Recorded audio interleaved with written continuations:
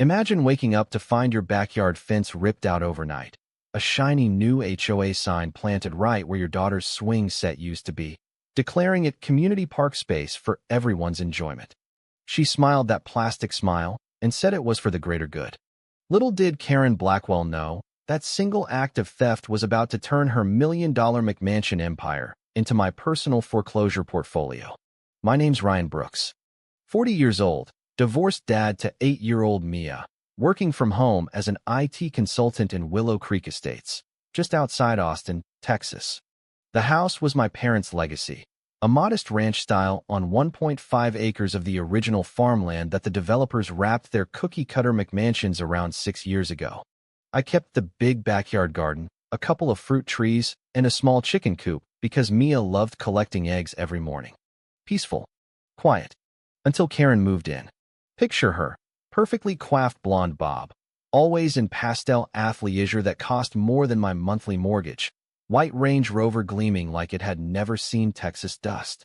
She and her hedge fund husband Brad had discovered suburban living after cashing out in Dallas. Within 2 weeks, she'd crowned herself HOA President of Willow Creek Estates. 43 homes, one dictator. Our first run-in happened on a sunny Saturday. I was out mulching tomatoes, homegrown, pesticide-free, the kind of thing that should make neighbors jealous. Karen's manicured nails tapped my new privacy fence like she owned it. "Ryan, darling," she cooed, voice dripping honey and venom. "Your little vegetable patch is charming in a rustic sort of way, but those ugly stakes are lowering everyone's property values. The covenants clearly state, uniform landscaping only. Surely you understand community standards?" I wiped dirt off my hands and smiled politely. "Karen, this garden's been here since before your subdivision existed. I'll trim the stakes if it helps." She tilted her head like I'd spoken another language. "Trim? No. The board voted last night. All non-compliant plantings must go by Monday or we start fining. $250 a day. It's not personal, it's protecting our investment." That was the beginning. Over the next month, the letters arrived like clockwork. Chickens too noisy at dawn. Compost bin visible from the street, even though it was behind the garage, my truck parked at an unsightly angle. Each violation came with Karen's signature and a smiley face emoji that somehow made it worse. I paid the first few fines. I was the new guy in their world. Better to keep the peace for Mia's sake. But then the real play started. One crisp October morning, I stepped outside to find yellow survey stakes marching straight through my backyard, slicing off nearly half an acre. 3 surveyors in bright vests were hammering signs that read, "Willow Creek Common Area, and no trespassing." I walked over, coffee still in hand. "Gentlemen, you're on private property." The lead guy shrugged and handed me a clipboard. Per HOA records and the 2018 boundary survey, this strip has always been common green space. Your deed must be outdated. Karen appeared like a ghost in Lululemon, clutching a manila folder. "It's all perfectly legal, Ryan. The community has been maintaining hiking paths and benches here for 2 years. Adverse possession is a thing, you know. We're just formalizing it." I stared at the 2018 survey. My parents' original 1995 deed showed every inch belonged to us. This new paper had different lines and a signature that looked suspiciously like Brad's surveying company logo. That night, I sat at the kitchen table while Mia colored beside me, digging through county records on my laptop. Something felt rotten. And Karen's perfume still lingered in the air like a warning. The fines doubled. Anonymous notes appeared under my windshield. "Sell, or we make life hell." The neighborhood next door page suddenly filled with posts about that messy backyard lowering our home values. My grocery delivery guy, whose wife lived 2 streets over, suddenly couldn't deliver anymore. HOA says it's against policy to service non-compliant properties. I stayed quiet. I watched. I printed every letter, every photo of the new benches they'd secretly installed while I was at Mia's soccer games. Because here's what Karen didn't know. I used to audit financial systems for a living. I know how to follow the money. And every trail led straight back to her personal LLC. But I let her think she was winning. Let her strut through community meetings in her designer sunglasses, lecturing about family values and neighborhood harmony, while her husband's side piece was the worst-kept secret in Texas. Dark humor of it all. Karen preaching purity while her empire was built on stolen dirt and fake smiles. Then came the day they poisoned my well. I woke to Mia crying in the kitchen. "Daddy, the water tastes yucky and the tomatoes are all brown." The garden looked like a war zone, leaves curled black, fruit rotting overnight. Lab results later confirmed industrial solvents, traceable to the HOA's new pool construction runoff they'd illegally dumped instead of paying for proper drainage. Karen's response when I showed up at her door with the report? She actually laughed. "Oh, please, spare me the conspiracy theories. I'm the victim here, dealing with your hostility while trying to make this neighborhood perfect. Some people just can't handle progress." Progress. That's what she called tearing out my grandfather's peach trees to make room for aesthetic benches no one ever sat on. The financial squeeze tightened like a noose. The local bank, President lived on Karen Street, suddenly called my home equity line and demanded full payment. My insurance company canceled coverage after anonymous complaints about dangerous conditions. Fines hit $15,000. Mia started asking why we couldn't afford ice cream anymore. I still didn't yell. Instead, I filed public records requests. Turns out Willow Creek Estates HOA had never properly incorporated with the state. Karen had been collecting $340,000 in dues and special assessments funneled straight into Blackwell Development Partners, her and Brad Shell Company. Embezzlement dressed up as community improvements. Meanwhile, she escalated the sabotage. My security cameras caught HOA board members in golf carts at 2 a.m., cutting irrigation lines, spraying weed killer on my remaining plants. One night, they even let loose a dozen feral cats to deal with my chicken problem. Mia found one of our hens dead on the porch with a little HOA sticker on its wing. That's when the dark laugh started bubbling in my chest, Karen preaching safety and order while orchestrating mafia-level garden terrorism. I documented everything. Time-stamped videos, bank transfers, the forged 2018 survey that Brad's unlicensed company had produced right after they'd bought the lot next to mine.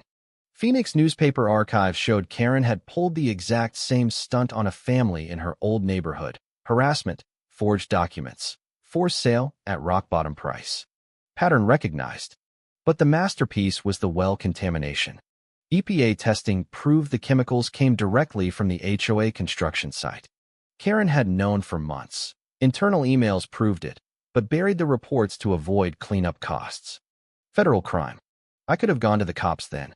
Instead, I waited. Because public humiliation hurts way more than handcuffs. The annual HOA meeting was scheduled for the community center, live-streamed on the neighborhood Facebook page because Karen loved an audience. She'd already sent the agenda. Special vote to assess $8,000 per home for legal defense against Mr. Brooks' frivolous claims. That's when I decided the whisper phase was over. I walked into that packed room wearing the same jeans I'd gardened in, Mia's hand in mine. Karen stood at the podium in a white power suit, Botox so tight her smirk looked painted on. "Neighbors, we must protect our property values from this unfortunate situation," she began, voice syrupy.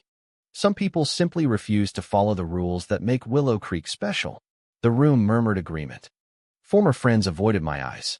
I waited until she finished her victim speech. Then I raised my hand. Calm. Polite. Just like she always pretended to be. "Mind if I share a few slides, Karen? Since we're all about transparency and community standards tonight." She hesitated, first crack in the armor. But the crowd wanted drama. They voted yes. I plugged in my laptop. First slide, my parents' original deed versus her forged survey. Gasps. Second slide, bank records showing $290,000 of HOA money wired to her LLC. Third slide, EPA lab reports and drone footage of illegal dumping. Brad caught on camera directing the trucks. Karen's face went the color of spoiled milk. "Those are fabricated," she shrieked, voice cracking like cheap porcelain. I smiled, the first real one in months. "Fabricated like your 2018 survey? Or like this HOA that was never legally incorporated? Federal wire fraud, embezzlement, environmental crimes, and conspiracy to commit theft by adverse possession. I've already sent everything to the FBI, EPA, and Texas Attorney General. They're watching the live stream right now." You could hear a pin drop. Then the sirens started outside. Federal agents walked in calm as Sunday morning. Handcuffs clicked on Karen first. Brad tried to bolt out the side door, straight into another pair of agents. The county commissioner who'd rubber-stamped her fake survey got taken down too. Turns out accepting consulting fees from Blackwell Development counted as bribery. Karen's final words as they let her out? "This is a witch hunt. I was protecting the neighborhood." The room exploded. Not with boos for me, with cheers. HOA members who'd been terrified of her fines started crying, hugging each other, apologizing to me in waves. One elderly lady whispered, "She told us you'd sue us into bankruptcy if we spoke up." Within 48 hours, the story was everywhere. Local news, then national. Suburban HOA President arrested for multi-million-dollar fraud scheme. My backyard was returned by court order the same week. The seized $340,000 in illegal dues went straight into a restitution fund. Every homeowner got their money back plus damages. Environmental cleanup on my property was paid for with Karen's forfeited Range Rover and jewelry. Poetic. Mia and I replanted the peach trees. She insisted on naming one Karen's karma tree because it's going to grow big and shade the whole yard she tried to steal. Dark humor, kid style. The new legitimate HOA formed 3 months later with real bylaws and elected officers who actually listened. No more $250 fines for tomatoes.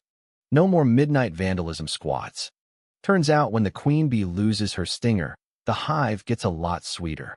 I kept the foreclosure notices I'd prepared on every McMansion. Brad's company had secretly bought the underlying mortgages using embezzled HOA cash. One phone call, and I could have triggered the whole cascade. But I didn't. I let the feds handle the criminal side.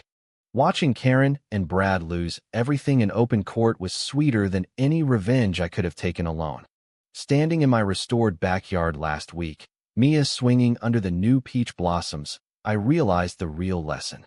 HOA Karen types don't just want your yard, they want your silence.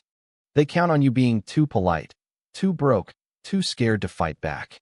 But when one quiet dad decides to document, dig, and then drop the truth in front of the whole neighborhood, empires built on lies collapse faster than a cheap fence. So here's the question that keeps me up at night, and I want you to answer honestly in the comments.